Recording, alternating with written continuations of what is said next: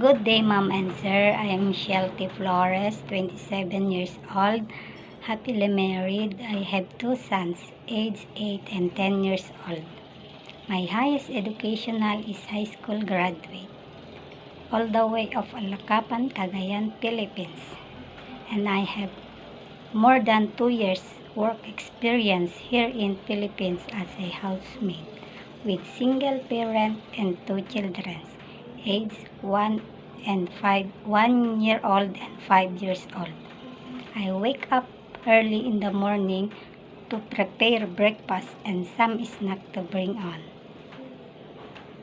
My main duties is to take good care of the kids, and I do all household chores like cleaning the house, washing and ironing clothes, cooking, take about the kids, and I prepare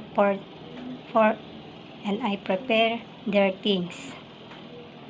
I have song for the baby.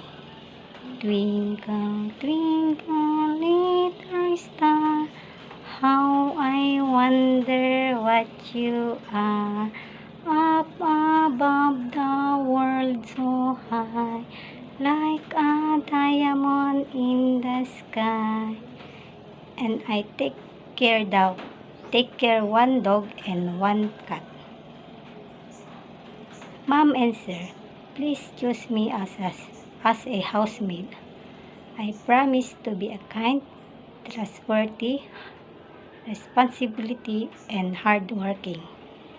If I will hire me, I promise to do all my duties and responsibilities with love and dedication. Mom and Sir, I am looking forward to work with you as soon as possible. Thank you, Mom and Sir.